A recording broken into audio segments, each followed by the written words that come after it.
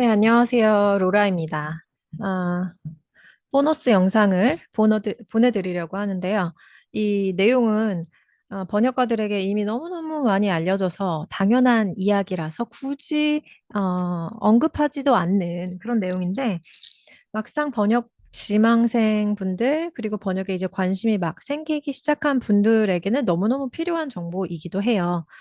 번역 일감이 주로 올라오는 대표적인 두 곳이 있습니다. 그 중에 하나, 그중 두 곳 다 보여드릴 건데요. 먼저 소개를 해드릴게요. 첫 번째 보시는 곳은 프로즈닷컴이라는 곳이에요. 여기에 일감이 좀 많이 올라와요. 일감이 많이 올라오고 보시다시피 영어로 되어 있습니다.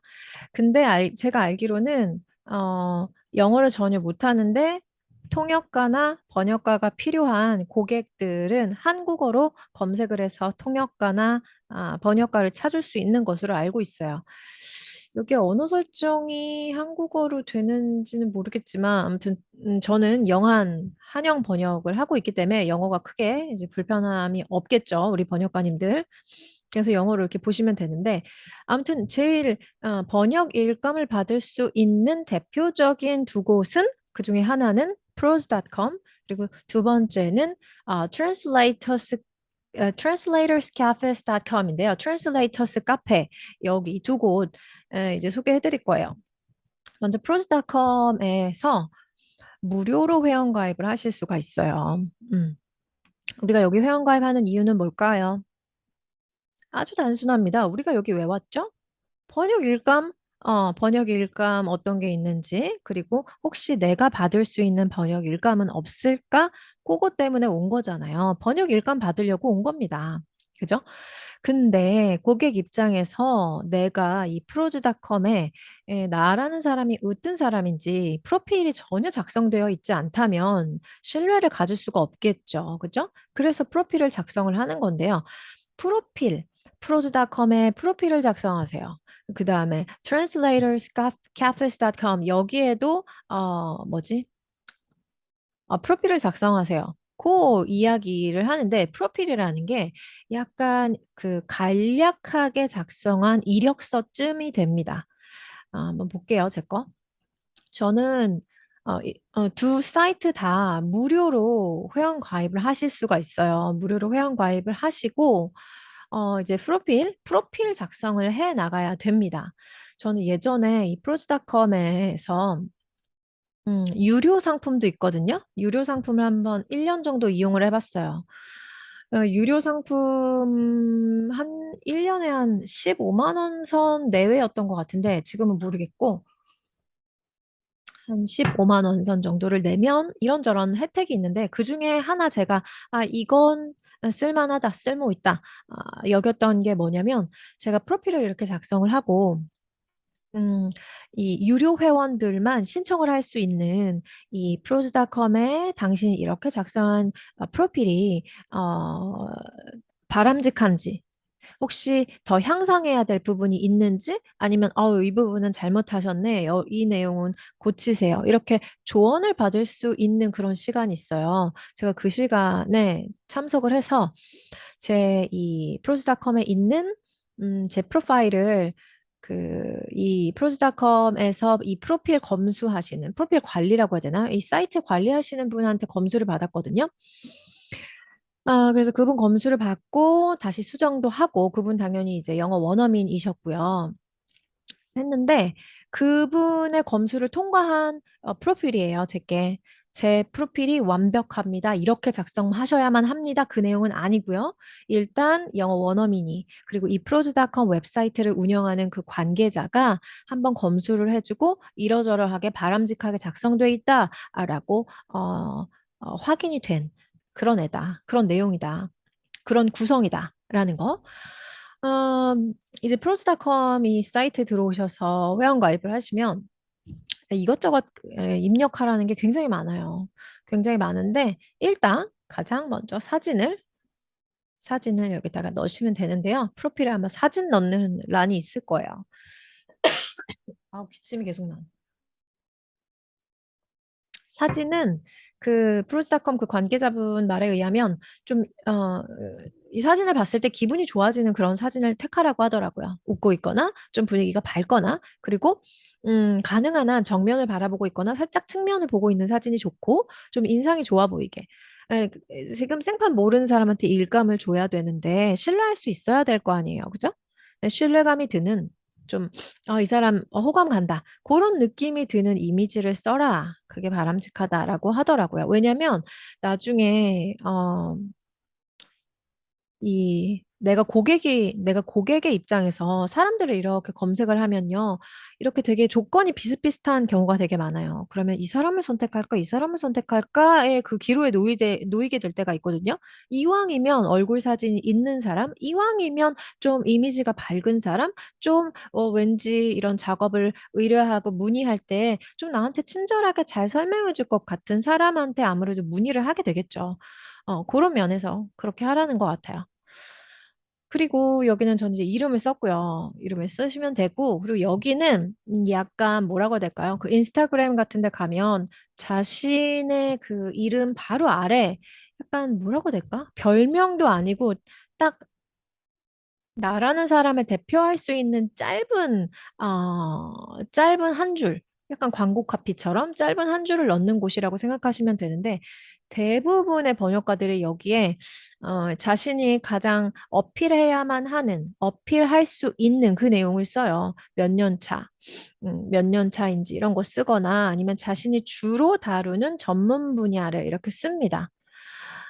이 영어 문법으로 봤을 때는 10 years 이런 식으로 이제 여기 왜냐면 여기 글자 수 제한이 있거든요. 그래서 짧게 years 이렇게 쓰고 marketing, legal, IT, medical 이렇게 딱딱 나열한 게 이 영어 영문법에 맞는 형태는 아닌데 지금 굉장히 그 글자 수가 제한되어 있는 그 공간에 나라는 사람을 어필하기 위해서 여기에다 문장을 줄줄이 적을 수는 없는 일이에요. 그래서 필요한 키워드만 딱딱딱 적는 그런 형태가 돼요. 뭐 마케팅, legal, IT, and medical 이렇게 원래 끝나야 되는데 그러면 and라는 and 세 글자가 또 추가되잖아요. 그래서 이렇게 씁니다. 내가 앞으로 이 전문 분야를 삼아 나가야지 하는 주제를 여기다 쓰시면 될 것 같아요. 또는 그나마 내가 최근에 작업을 한 번역 주제 또는 번역가 지망생이신 경우는 지금 요즘 내가 번역 경력을 열심히 쌓고 있는 그 주제를 쓰시면 될 것 같아요. 그 주제를 좀 아우르는 상위 개념으로 쓰셔야 되겠죠? 예를 들어서 뭐 인공지능의 어떠한 기술의 무엇의 서비스 막 이렇게 길게 써버리면 여기 다 지금 넘치니까 뭐 IT 그다음에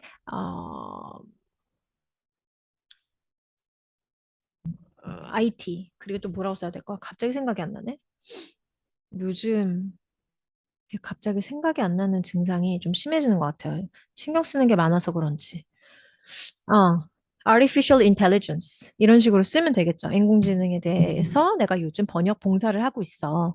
그러니까 나는 연차는 없지만 그냥 여기다가 뭐라고 쓸까? IT 쉼표 찍고 artificial intelligence 인공지능 관련된 거 내가 요즘 번역 봉사 하고 있으니까 그렇게 써놓으면 이제 그 주제에 관련해서 번역 일감이 필요한 고객이 나를 좀 더 빨리 찾을 수가 있겠죠.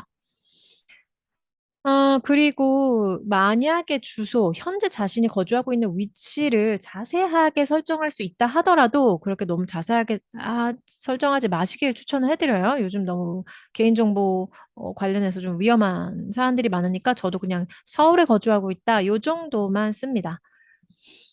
음, 그리고 지금 내가 거주하고 있는 곳에서, 왜냐면 해외에 거주하고 있는 한국어를 다루는 번역가님도 많이 계시거든요. 그래서 지금 어느 시간대에 있는지도 설정을 해줍니다.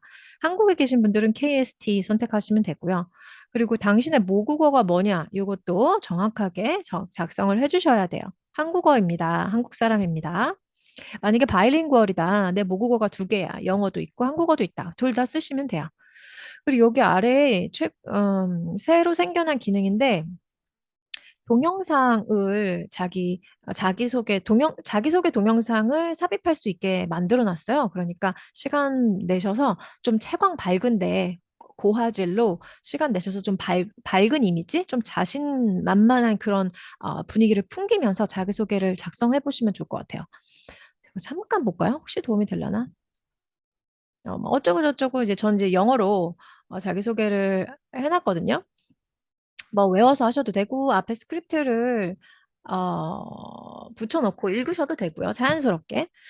네, 이렇게 동영상으로 프로파일을 만들고 이제 내가 어떤 언어상을 다루는지를 여기다가 이제 작성을 합니다. 저는 영한도 하고 한영도 하기 때문에 영어를 한국어로 English to Korean 번역하고 그다음에 한영 Korean to English 이것도 합니다. 이렇게 두 개 다 써놓은 거야.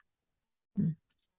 그리고 요거 지금 availability today 했는데 너 오늘 일할 수 있니? 우리가 일을 주면 그걸 표시하는 거예요. 근데 저는 지금 지금 로라의 번역 수업 운영하느라고 지금 번역 일감은 계속 들어오고 있는데 일을 받을 수가 없는 상황이에요.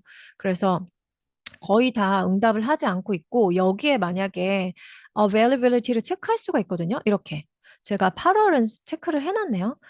초록색은 100% 내가 일을 할 수 있는 시간입니다라는 뜻이고요. 한번 해볼게요. 제가 예시로.